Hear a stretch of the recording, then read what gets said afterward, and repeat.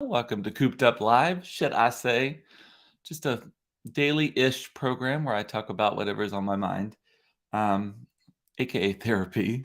While we are waiting on folks to join, I'm a little congested today. I was outside a lot today as stuff was blowing in, so I'm a little sniffly. I apologize for that. Coopedup.com is my website. You can visit that anytime. Also, you can sign up for my email newsletter that I send super sporadically.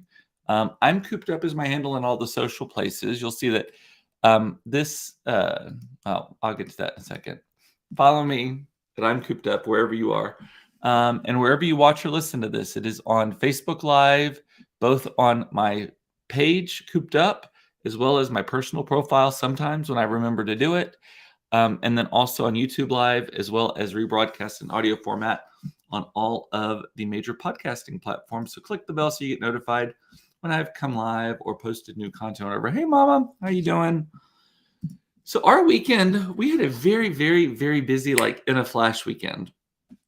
And my next 2 weekends are more of the same. So the big thing that we did over the weekend was cleaning out the pantry, cleaning out a bunch of cabinets in our family room, cleaning out the closet in this room that I'm in right now. Just all this stuff, again, in preparation for this big-ass garage sale we're going to do at the end of the month. And some of the stuff that I found was super surprising. I'm not a super sentimental person. I did keep a few things. We'll get into that momentarily. But one of the things that I was so shocked to find is that I still had hundreds of CDs. I thought I'd gotten rid of them years ago. We got rid of all the DVDs years ago in another garage sale or donation or whatever, but I did not realize that I still had all these. They were on a low cabinet in the back of the cabinet, which that's the place where things go to die if you're a tall person like me. I can't see the back of lower shelves, just like short people can't see the back of upper shelves, just because of the angle. And so there was like 4 giant storage containers full of CDs in there, and went through all of those. Half of them didn't even have CDs in them. So I went through each of them because we're going to sell them, and then I was going to recycle the rest of the cases and such. But went through them, and I don't even have a way to play CDs. I don't believe. I think my car has a CD player in it, maybe. I don't even know actually if it does. I'm pretty sure it does. But like here in the house, we have no way to play CDs really. We have a video game console, the PlayStation, that I think might be able to play DVDs. So it may be able to play CDs. I'm not sure. But we don't do that anymore. Stream everything. Don't even own the music, right? But there were a few that I went through. Look, out of the hundreds, these are the only ones that I saved. I saved 1, 2, 3, 4, 5, 6, 7, 8, 9, 10 out of the hundreds. I saved 10 CDs. Whitney, of course, being what you want to see which ones they are? Whitney, Whitney, Whitney, Whitney, Whitney. 2 of the same Whitney. I don't know why I own 2 of those. Whitney, Whitney, and then this one, the Vanga Bus. This is the single. So these are super sentimental. I'll go through why they're super sentimental. You're like, Vanga Bus? Why is the Vanga Bus? And if you don't know the song, this is the Vanga Bus is coming and everybody's grooving. New York to San Francisco and intercity disco. Yeah. So comment along, by the way, if you're watching. Sing along even. But the Vanga Bus. Why, Cooper, why did this make the cut of the like 1% of the CDs you saved, 5%, whatever? And all of them were Whitney except for one. Why the Vanga Bus? I have a great story about this. This is Todd's and my official song. And you're like, well, that's weird, right? Like, why would that be your song? So it's a funny story. So picture it, February 28th, 1999. Todd and I had been talking. We were friends. And hey, Eric, how are you? So Todd and I had been talking for months before this. He actually was dating an ex-boyfriend of mine who was then moving away. So the ex-boyfriend and so Todd and I threw a going away party for my ex-boyfriend, Donovan, Todd's current boyfriend at the time. He moved away. Things didn't work out between them. And Todd and I had stayed in touch all this time, right? And nothing nefarious going on. I was dating a guy named Chase, so it was no biggie. But so Todd and I, we were talking, and we had been talking about, so my grandfather had been in the hospital in Houston, and I'd been going down there a lot for stuff, and they had an IKEA there. And Houston was the only place in Texas that you could go to an IKEA. And so if you were a little homosexual who didn't have a lot of money, who liked Euro design, like IKEA was the jam, right? And it was unique because it took a lot of effort to get down there. It's like 4 hours in the car. And so we were talking, and Todd had not been to an IKEA here in the States and maybe ever, actually. He's from, his family's from Germany, and he is a dual citizen. But we had agreed, like, oh, that sounds fun. Let's do that, right? And so we actually consider our very first date driving with our friends Brent and Mark to IKEA in Houston. So a full day affair of getting up early in the morning, driving down there 4 hours, getting there, shopping, getting back in the car, driving back, unloading, all this kind of stuff. Well, we were in Todd at the time had Mercedes, the smaller, not the tiny SUV, because that didn't exist at the time, but what is now the medium-sized SUV. That is what Todd got. I think it was his college graduation gift or something, but he had that car. And we were in the car, and remember back then CD singles were the big thing. Like, this probably has like 6 versions of the Venga Bus song on it. So this was in his CD player, and it got stuck in the CD player, and it got stuck in the on position, and it got stuck in repeat. And this is the only song we could get. We couldn't switch it off. For some reason, the CD player had short-circuited the thing, and it was the CD player or no music at all.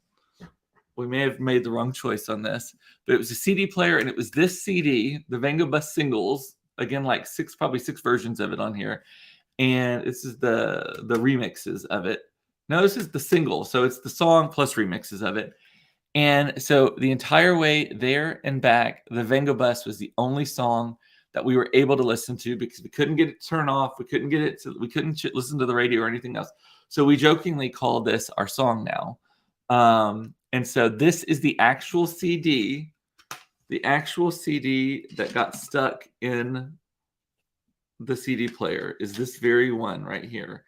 And so this is like a monumental nostalgic CD or a piece of mementos.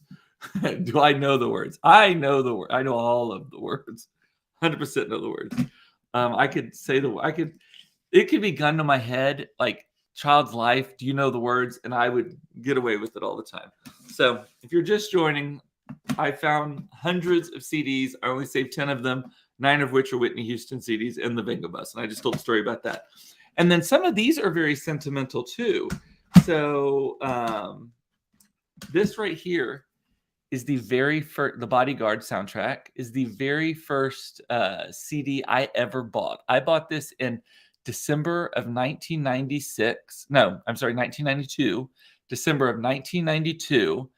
I didn't even own a CD player at the time. I just knew that I was going to be probably getting one for Christmas that year, like a boombox, those big old boom boxes.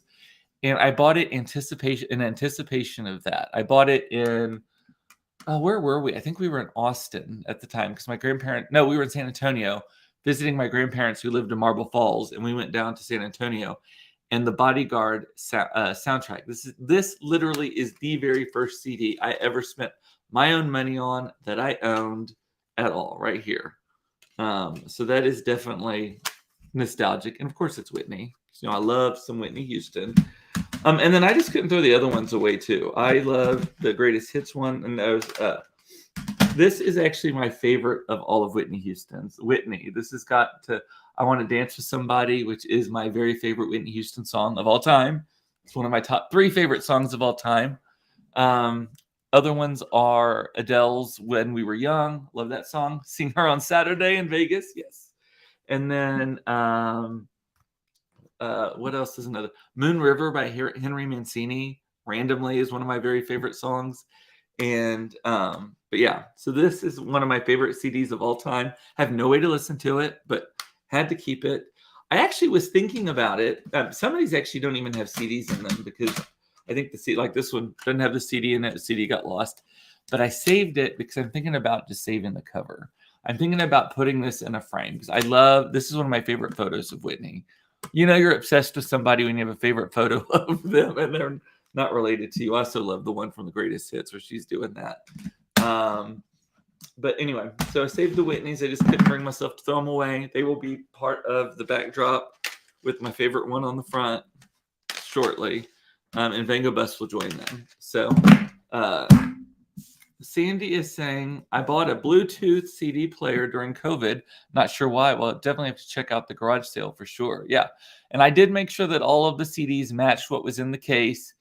We had some good musical taste. It is everything from a lot of techno, like classic 90s hits, Ace of Base, M People, all of that kind of stuff.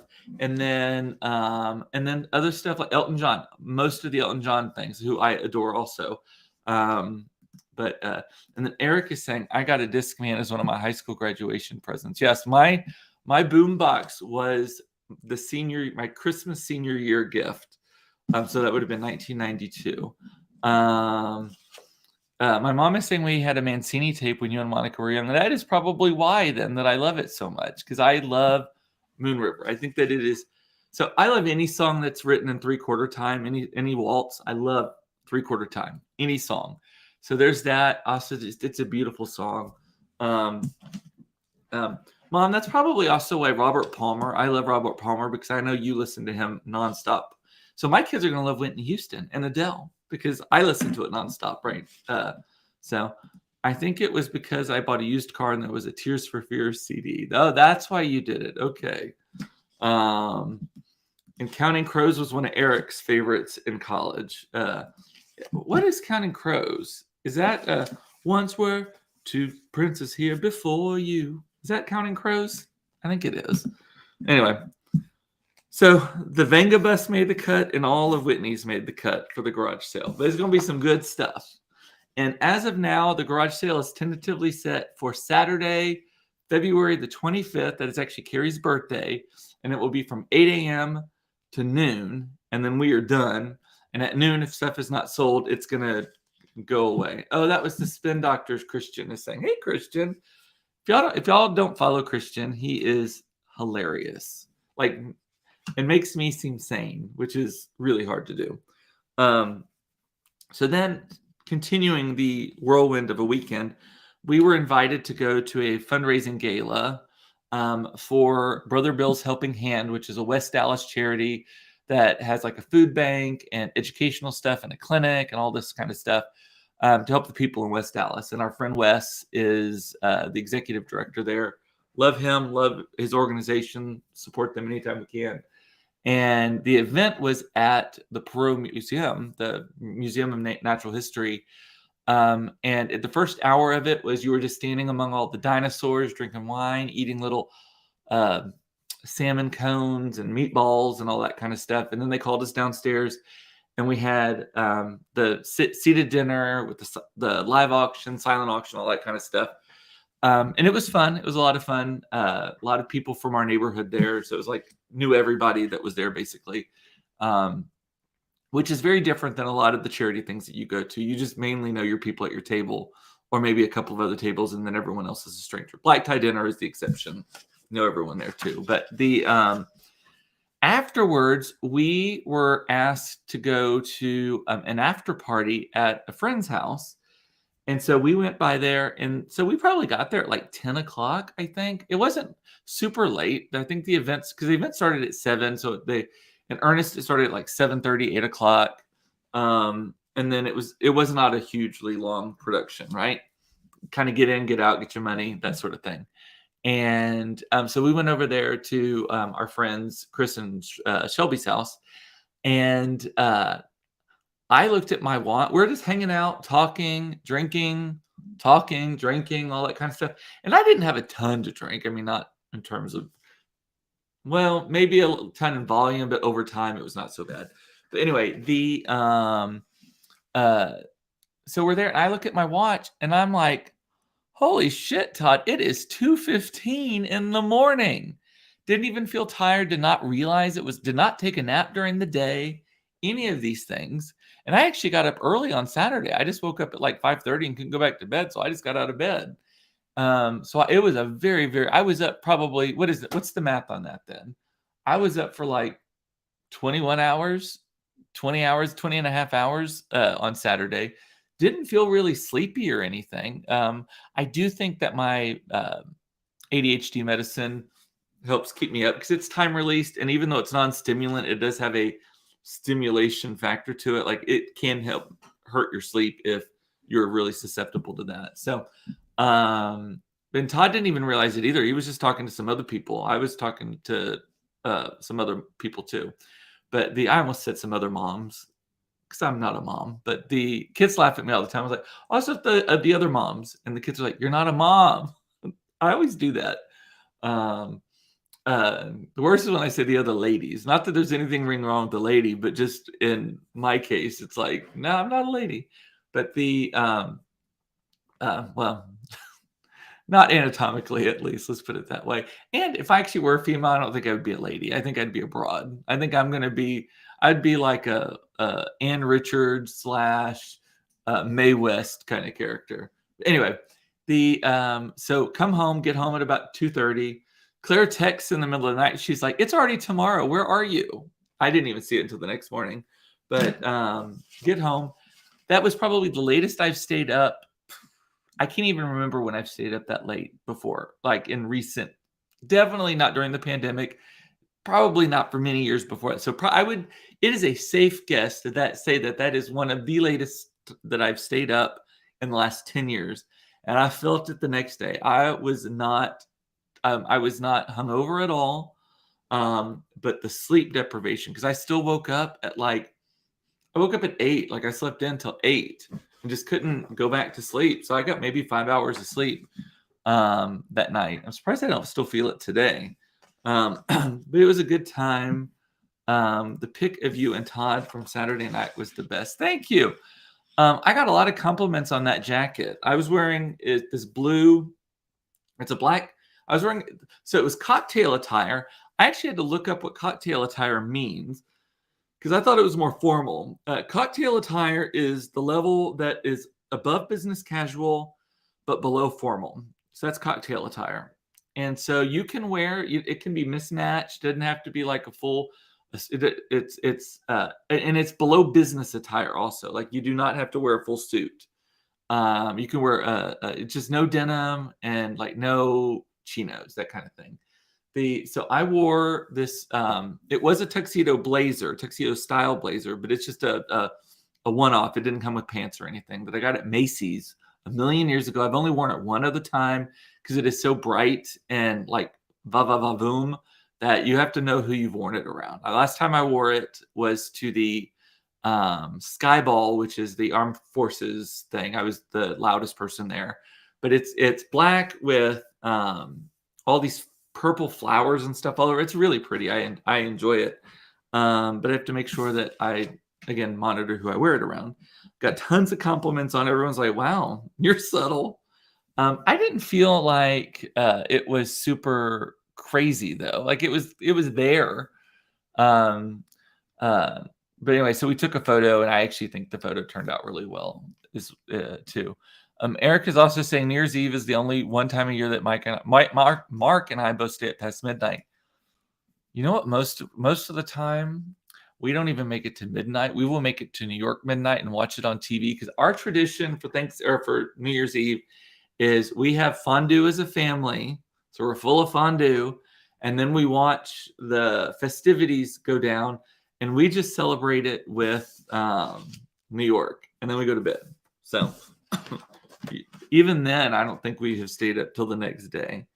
And then last night, so yesterday we woke up, continued cleaning stuff out. Todd was in the garage most of the day trying to fix our generator. It was not starting. Thank God we didn't need it last week. And then what was I doing? I left the house a bunch of times, but I can't remember why now. I did some meal planning, did some laundry, blah, blah, blah. My new pickleball set arrived. Mason and I dinked in the dinking is what you call it when you just kind of volley the ball to each other. So we dinked in the driveway, and then the Grammys came on. And so I cooked dinner last night, and then actually I did not cook dinner. I went to Tom Thumb and bought their roasted chicken and fried chicken, and made a salad and some other stuff too as the side. I made the sides, but the chicken I just bought there. I love grocery store fried chicken so much. I ate the baked chicken because I'm trying to make good choices.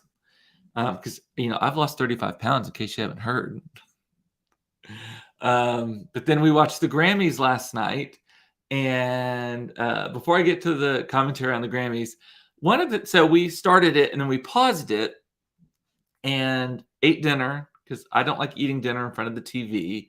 We always eat dinner at the table if we can, unless it's like pizza or something. Even a lot of times I will sit at the kitchen table, and eat pizza because I just don't like eating on my lap. It drives me insane. I do not like doing it. And also don't like eating on paper plates at all. Like, we don't even own paper plates, I don't think. If we use disposable, we have plastic plates, but we use our regular white plates for everything else.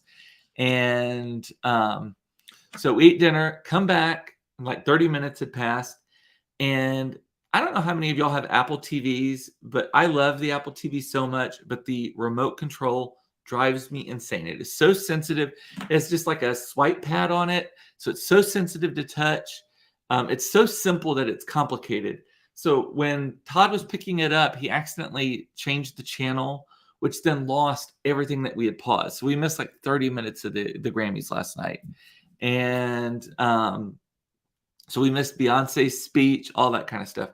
But throughout the night, I thought it was a really good Grammys. Like, first of all, I thought they did a great job with the production. It's always a good production, but like they did it's more of a concert than an award show, which I really, really like. There's not as many speeches as a lot of the award shows. They stick to kind of the big categories with big over the top performances. I thought it was very interesting that the song that they started with was Bad Bunny, an all Spanish song. I wonder how many heads exploded in the United States of America. This is America, because of that. But it was a great performance. Sam Smith and Kim Petras won an award, and it was the first time an openly transgender person has won a Grammy. Kim Petras was great in that. They have that one song called Unholy, which is kind of haunting, but it's an earworm. It gets stuck in your head. So I like that song. But I found like throughout the night, so I like so many of the nominees that I couldn't like cheer for one of them. So it was Lizzo and Adele and Harry Styles, like in every category against each other. And then there was someone else who was nominated a lot too. The one that was surprising to me is ABBA. I didn't even know they had a new album out, but it was nominated in 2 of the different categories. I thought it would have been weird if ABBA won. But Lizzo won. Did Adele actually win anything? I can't remember now that I'm thinking about it. But yes, she did, because I remember her kissing her boyfriend Rich Paul. And then Harry Styles, of course, won as well. And then Beyonce. That's the CD I listened to, or the album I listened to most last year, according to Spotify. So Beyonce was also in competition, but they all split the awards, which was great. I just can tell you this. It is impossible for me to love Harry Styles any more than I already do, but yet somehow every time I see him, I love him even more. Bonnie Raitt was there too. I like her. What are you saying, Lord, for Raven, on your next comment? I like Bonnie Raitt. Did she mess up something? I might have missed that. I didn't see her performance, but because again, we missed like 30 minutes of the show. Yes. Oh yeah. Adele won for Easy on Me. Go easy on me, baby. I can't do the lilts and all of that. Seeing her on Saturday. I'm so excited. But Harry Styles, I just adore him. First of all, he had his nails painted. He has a new line called, and he has a nail polish line now, and is it called Pleasure, Pleasant, Pleasing? Pleasing is what it's called. But before I didn't realize that. I had not heard about that. And so I ordered a very similar kind of pearlescent color from Amazon from OPI while I was watching it. So we'll see on that. And then he just dresses so fun and funky and all that kind of stuff. I just love that he's given the middle finger to gender norms. I just think it's awesome. Like, I love this generation of kids. Now, well, mostly I love this generation of kids. So, and Eric is saying he went with a friend to see Sam Smith at the House of Blues several years ago. He was quite good. Yes, I like his songs a lot. I like his dancey dance songs. The slower ones, they kind of all sound the same to me. But yeah, my mom is saying we had Bonnie Raitt tapes also when you were young. That was the other thing. I found some cassette tapes too. Yeah. Oh, and there was some VHS tapes as well that will not be in the garage sale. There's one of a certain, let's just say, Adult Nature that was in the set. And the only reason I know it was an Adult Nature because we had a VHS tape that legitimately was my Smith family Christmas. And my grandmother had made it or something like that. Well, my roommate Luke, like 2 years out of college, he liked to watch porn a lot. And so for me, I didn't ask him to, but for me, he took one of the VHS, he took the Smith Family Christmas and dubbed over a certain adult film on this, and we never changed the title of the CD, the disc. I think it was called Getting Plowed or something like that. It was set on a farm. That makes sense, right? And so it is that. And so my whole life, I have simultaneously been relieved and lived in terror of the potential of that being that the fact that I own this movie being revealed. Relieved because no one in the world would want to go just randomly at my house, go grab Smith Family Christmas and put it in the DVD or the CD player rather, unless it might be my grandmother coming over and like, hey, can you imagine? Oh my God, I can not even imagine her putting that in, or Monica or something. Monica would laugh. My mom would laugh also, but my dad, not so much. My grandmother for sure not. Putting that in and being greeted by farm hands plowing the fields. That is so funny. But yeah, you get it. The joke is subtle, isn't it, Eric? Getting plowed, set on a farm. I get it. Yep.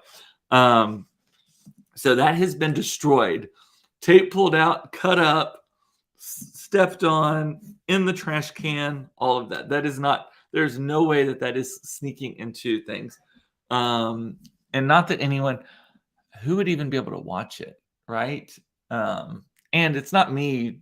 I'm not on the farm in this thing, so it's not like it's scandalous in that sense, at least. The only other thing I have on my list to talk about real quick is I bought these tanning drops on an ad I saw here on Facebook, where you just add these drops to your existing lotion that you use and you rub it in. And supposedly within 12 hours, it brings a golden tan. It doesn't have a smell, because I like self-tanners, but I hate the smell. And it drives me insane. And I try everything I can. The best I've seen is the Saint-Tropez, the mitten kind of thing, and the foam that you put on. But I'm always up for just like adding some drops or whatever. So I ordered this stuff, and it is from, what's the brand? Skin Cell, something like that.